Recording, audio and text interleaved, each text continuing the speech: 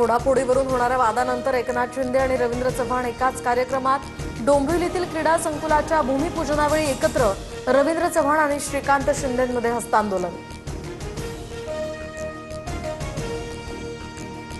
तुम मुझे कब तक रोगोगे शेरो शायरीतनं श्रीकांत शिंदेंचा इशारा। माझ्यासाठी खड्डे खोदलेल्यांचं काय झालं हे सर्वांनी पाहिलं। विकासाचं राजकारण करा श्रीकांत शिंदेंचं रवींद्र चव्हाणांसमोरच वक्तव्य। पुण्यात पवारांसोबत युतीसाठी अजित पवारच आग्रही असल्याचं चित्र। युतीसाठी अजित पवारांचा शरद पवारांचे विश्वासू अंकुश काकडेंना फोन तर पवारांना लिहिलेल्या पत्रामध्ये जगतापांकडून दादांच्या फोनचा खुलासा। प्रशांत जगतापांकडून शरद पवारांची भेट। पुण्यामध्ये दोन्ही राष्ट्रवादी एकत्र येण्याला जगतापांचा विरोध तर कार्यकर्ते संभ्रमात। मात्र दोन्ही राष्ट्रवादी एकत्र येणार नाहीत शरद पवारांकडून स्पष्ट।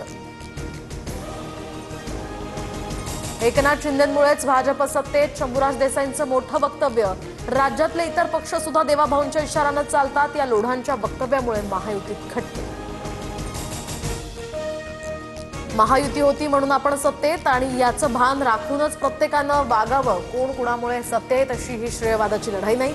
नवनाथ बन यांचं शिवसेना नेत्यांना उत्तर। आम्ही क्रांती केली आणि त्यानंतरच राज्यात महायुतीचं सरकार आलं। संजय गायकवाड यांचं वक्तव्य। महायुतीमध्ये मतभेद असले तरी मनभेद नाहीत नवनाथ बन यांची ही प्रतिक्रिया।